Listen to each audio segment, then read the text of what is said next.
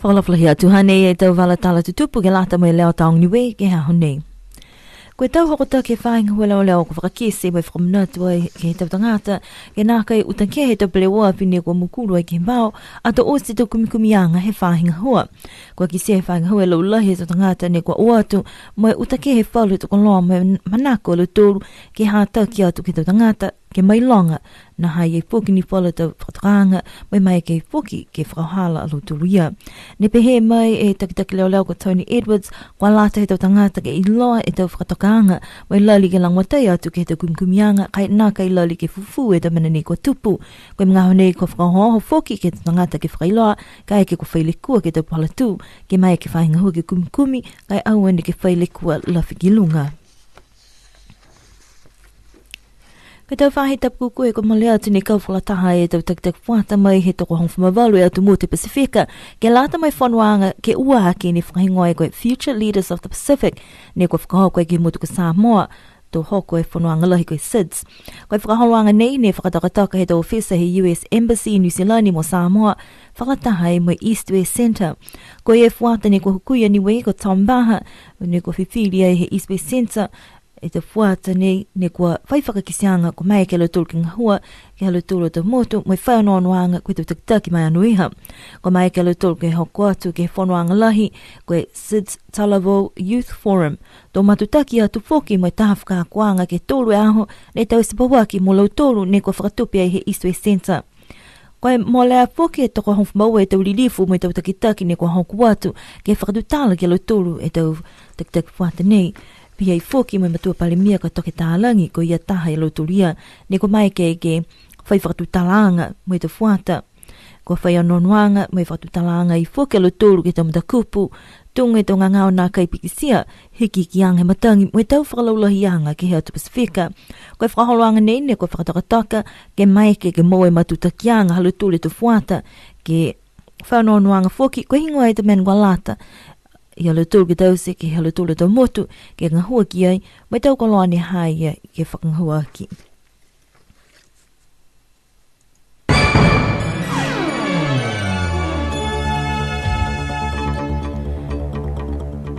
Whalawhalahi atu, you're listening into Radio Sunshine's News Bulletin for today. Niue police have raised some concerns regarding the removal of vital evidence from scenes of investigations, especially involving motor vehicle accidents. Chief of Police Tony Edwards says that people need to be aware that they will be liable for prosecution and this practice needs to be stopped.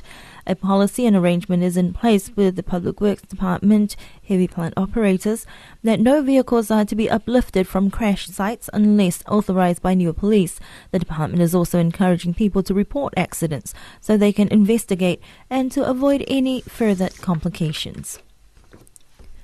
Young leaders from 18 Pacific Island nations met in Samoa over a week ago as part of the second Future Leaders of the Pacific Conference that was organized by the US Embassies in New Zealand and Samoa in partnership with the East West Centre.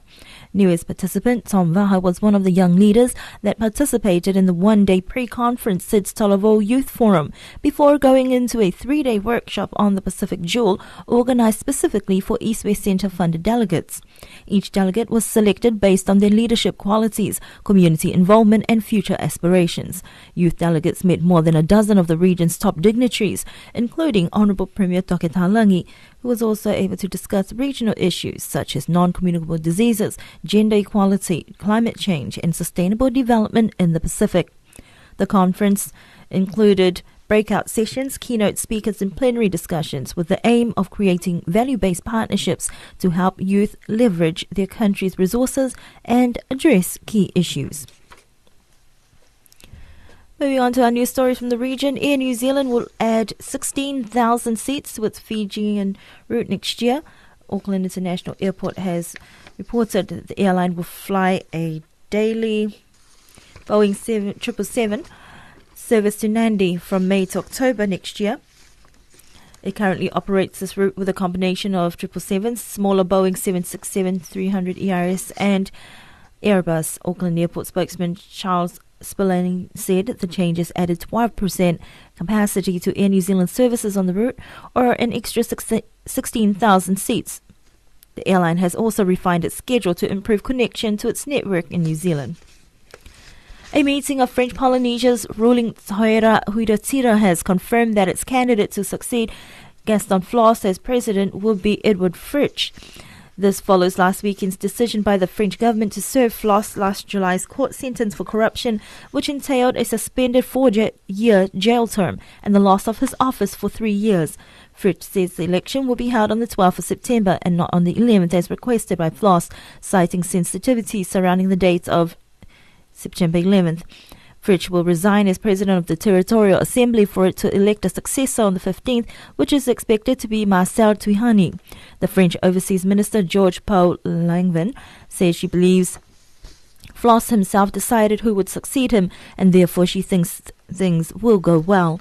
Floss likened the judicial process used against him to Russian roulette and said President Francois Hollande was weak for not pardoning him.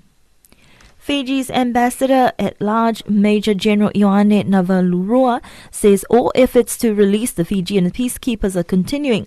The Fijian envoy, who was in New York to work on the release of the Fijian peacekeepers in the Golan region, said talks with all authorities are progressing well.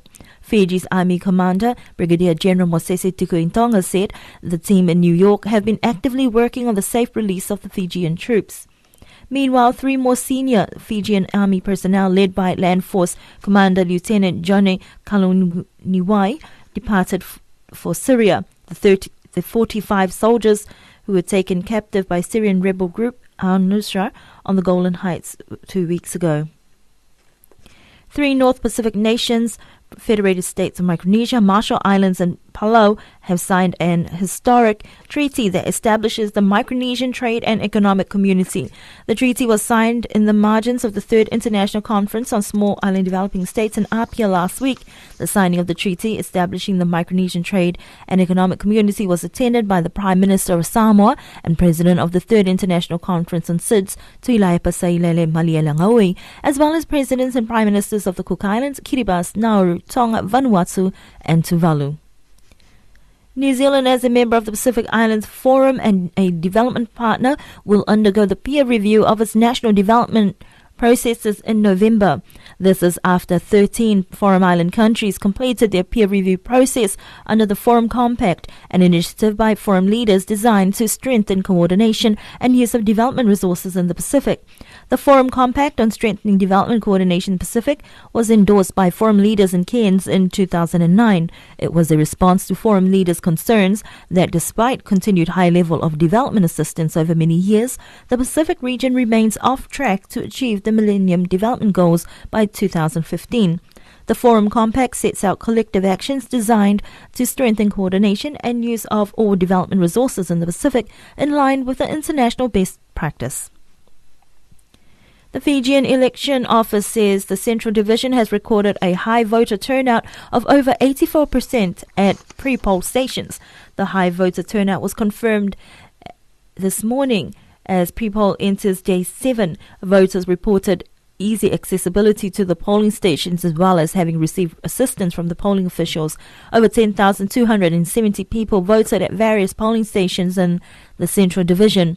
The Supervisor of Elections, Mohammed Sanim, said the statistics are very encouraging and are an indication of people's willingness to make their votes count.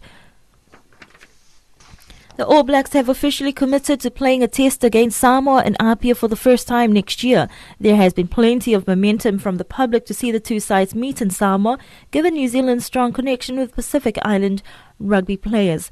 New Zealand Rugby Union Chairman Brent Impey completed the agreement with his Samoan opposite number, Honourable Tuilaipa Lupes Soliai Sailele Malielegaoi, in Wellington today.